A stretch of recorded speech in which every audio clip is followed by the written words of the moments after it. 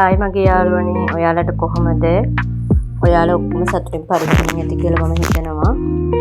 ඉතින් අදත් ඔයාලා ඔක්කොම මගේ channel එකට ආදරෙන් පිළිගන්නවා. ඉතින් මම අද ඩයලොග් එකක් තමයි අරගෙන ආවේ. උදේ පාන්දරම මට අද දරුවට බෙහෙත් ගේන්න යන්න ඕන. ඉතින් අපිට හොඳටම වරුසාව හෙන්ද ඉස්කෝලේ ගාවට යන්න ඉස්කෝල ගාවට යන්න නැහැ. ඉතින් මම පුතා ඉස්කෝල දුවලා දෙන්නම ඉස්කෝල් වෑන් එකට එන්නේ. මේ අතරේදී කොහොම හරි ඉස්කෝල් වෑන් එකට එන්නත් කලින් දෙන්නම වරුසාවට වාහන එනකන් ඉන්න වෙලාවේ වරුසාවට තෙමිලා. ඉතින් ඒ අතරේ දරුවට හොඳ දෙන්නම ටිකක් තෙමිලා හින්දා අද දුවට ටිකක් අසනීපයි. කැස්ස හෙම්බිරිසාවෙම තියෙනවා. ඉතින් ඒ හින්දා අද පුතා විතරක් ඉස්කෝලේ යවලා මම අද දුව ගෙදර තියාගත්තා. මං ඉතින් උදේට පුතාට ගෙනියන්න සම්පෝෂ හදලා ඕනේ කිව්වා. පුතාට සම්පෝෂ හදලා දීලා ඉවර වෙලා දුව එක්ක ගියා ගෙදර වැඩ ටික ඉවර කරලා දුවට බෙහෙත් ගේන්න ගියා. ඉතින් යාලා අසනීප වුණාම ඉක්මනට බෙහෙත් ගෙනාව නැත්නම් ඊට පස්සේ ලෙඩ වැඩි වෙනවනේ. ඒ නිසා මං උදේම ගෙදර වැඩ ටික ඉවර කරලා යාට බෙහෙත් අරගෙන ඇවිල්ලා දැන් මේ 11ට විතර ඇති. ඉතින් මොනවද කන්න උයන්නේ කියලා හුවට පස්සේ අපි ඉස්සෙල්ලම කො බත් කන්න බෑ කියලා. ඉතින් දවල්ට බත් නැතුව ඉතින් වෙන දේවල් හොයන්න ගන්න බැහැනේ.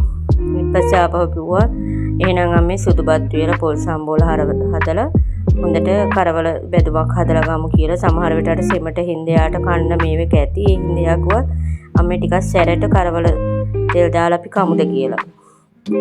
ඉතින් මං ඒ හින්දා සුදු බත් ටිකක් ඔන්න සුදු හාල් එක මේව කළේලා ඒක රයිස් කුකර් එකට ගහලා බත. ඉතින් ගෙදර තිබුණ මාළු මිරිස් තෙල් දාලා හස්බන්ඩ්ට බෝට්ටු කරවල වගේක් හම්බෙලා තිබුණා. ඒන් කරවල කූරායු දෙන්නේ හොඳට මං අරගෙන හොදලා බෙදලා මාළු මිරිස් දාලා තෙල් දාගන්න තමයි හදන්නේ. ඉතින් පොඩි ළමයින්ගේ අපිට වගේ නෙමෙයි අර අපිට කොහොම සෙම හැදුනට පස්සේ පොඩ්ඩක් කන්න අමාරුයි. ඉතින් පොඩි ළමයින්ට හැදුනට පස්සේ යාලා ගොඩක් අර සැර කන්න හිතන්නේ. ඒ වුණාට දැන් අර සෙම හින්දාද කොහෙද සැරටම කියලා මේ සැරටම කියලා තමයි මට කිව්වේ. ඒ කියන්නේ ඉතින් එයාට සැරටම කටේම සෙම මේක හින්දා කන්න ඕනේ ඇති කියලා මට හිතුණා. ඉතින් මම ඒක මාළු මිරිස්ම හොඳයි කියලා හිතුවා. මාළු මිරිස් සැරට ඉතින් එතකොට අර ලුණු ටිකක් දාලා ඉවර වෙලා පොඩ්ඩක් මිරිස් කෑලි ටිකක් වැඩියෙන් හිම දැම්මට පස්සේ කන්න පුළුවන් නේ. තක්කාරි එහෙම නැහැ ගෙදර. ඒ හින්දා මේ මම එහෙමම තෙල් දාලා ඉවරලා හදලා දුන්නා. දැන් මේ එයා ඔන්න පොඩ්ඩක් මේ එනකොට උදේ කෑවේ නැහැ. මං කරේ රෝල්ස් එකක් ගෙනල්ලා ඉවරලා දුන්නා එයාට කන්න. ඒ කාලේ වෙලා තේ ටික බීලි ඉවර වෙලා මේ බෙහෙත් ටික දුන්න බොන්න. ඉතින් අපේ පුතා නම් අසනීප වුණාම එච්චර මේව කන්නේ නැහැ. ඒ වුණාට දුවට අසනීප වුණාම මං ගොඩක් බයයි. මොකද එයා පුතා වගේ නෙමෙයි ඉක්මනටම ඒ කියන්නේ හරි බයයි. කියන්නේ මට කියන්න තේරෙන්නේ නැහැ. එයා ටිකක් අර උත්තෑනි වගේ කියන්නේ. එහෙම කියන්නත් බෑ. ඒ කියන්නේ අර නිතරම මේ හරි බයෙන් අඬන්න එහෙම එයා එහෙම කිසි දෙයක් කරන්නේ ලෙඩ වුණාම එක තැනකටම වෙලා වගේ ඉන්න තමයි බලන්නේ. ඒ නිසා මම එයාට ගොඩක් ලොකුවට ලෙඩ වෙන්න කලින් මම එයාට ඉක්මනටම බෙහෙත් අරගෙන දෙනවට අග්ගාලා. මේ දවස්වල ගොඩක් සීතලයි නේද? මම හිතනවා ඔයාලා පැතිවලට ගොඩක් සීතල ඇති කියලා. ඉතින් මේ සතිය ඉස්කෝලේ ඉන්න දුවලා ඉතින් උදේ පාන්දර යනවනේ. ඒ හින්දා තමයි මේ ලෙඩ රෝග වැඩි. ඉතින් අපි අලුත් අවුරුද්දට හාහා පුරා කියලා ඉතින් බෙහෙතුත් අරගෙන ආවා. අලුත් අවුරුද්ද කියලා ඉතින් ලෙඩ වුණාම බෙහෙත් ගන්න නැතුව පුළුවන් නේද? දැන් ඉතින් මම කරවල ටික ඔක්කොම හොඳට කපලා සෝදලා ගත්ත. දැන් තෙල් දාගන්න තමයි හදන්නේ. ඉතින් ඔයාලා දන්නවද වෙනද වගේ නෙමෙයි දැන් කිචන් එකේ වැඩ කරගන්න මම ටිකක් හරි ආසයි වගේ. මොකද දැන් අර මැටි භාජන ඊට පස්සේ කුස්සිය වෙනස් වුණා. ඒ වගේ මේ හින්දා වෙනදට වැඩිය දැන් අර හිත පිරෙලා වගේ තියෙනවා නිකන් අර කිචන් එකේ වැඩ කරද්දී.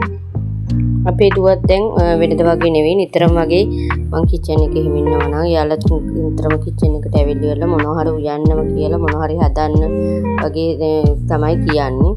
ඉතින් පුළුවන් හැම වෙලාවකම මේක කරන යාට මම ඔය ටීචර් ඩාන්සින් ප්‍රැක්ටිස් දාලා තිබුණා.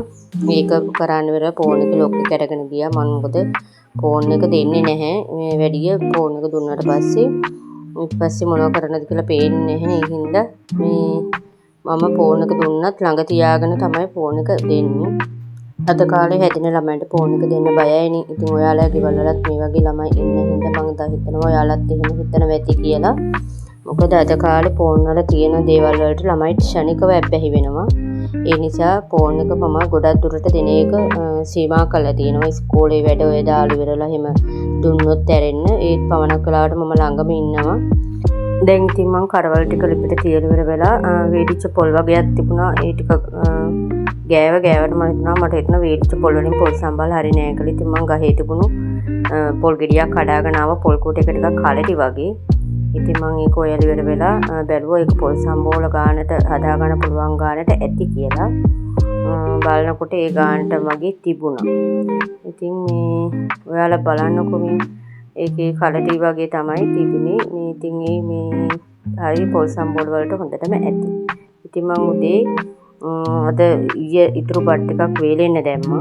මේ ටික වේලෙන්න දාලා හොඳට නම් අවුව සැරට හොඳටම වේලිලා. මේ බලන්නකො හොඳටම කරකොට්ටම් වෙන්න වගේ හොඳටම වේලිලා.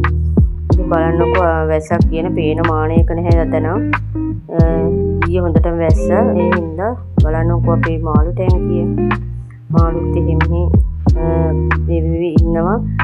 අවුවට ටිකක් සැරේ එළියේ දැන් මාළු ටැංකිය එළියේ තියලා තිබුණ මේ සැරේ එළියේ තිබ්බ මාළු ටැංකිය. ඉතින් එළියේ රවුම ඇවිදලා ඉවර වෙලා ඇවිල්ලා මම කරේ පොල් සම්බෝලට පොල් ටික ගාගත්තා. ඒ වෙනකොට කරවල ටිකත් හොඳටම පැහිලා. ඒ කියන්නේ කරවල ටික හොඳට තෙල් දාලා තිබුණා. ඊට පස්සේ ඉතින් මම කරේ පොල් සම්බෝලේ ටික හදාගත්තා. පොල් සම්බෝල ටික හදන විදිය නම් වීඩියෝ වෙලා නැහැ. ඉතින් මං කිව්වා දුවට උණුවෙන්ම බත් ටිකක් එයාට කන්න කියලා. ඉතින් එයාට බත් ටික බෙදලා දීලා ඉවර වෙලා එයාට කන්න කිව්වා. ඔයාලත් මෙහෙම හදලා බලන්නකො රසද කියලා. ඉතින් මාත් එක්ක දිගටම වීඩියෝ එකේ රැඳෙලා හිටපු ඔයාලට ගොඩාක් ස්තුතියි. අද අපේ දවල් කෑම වේල මේ තමයි තියෙන්නේ. ඉතින් ආපහු අලුත් වීඩියෝ එකක් අරන් එනකන් අදට මං ගිහින් එන්නම්. ඔයාලා හැමෝටම බුදු සරණයි.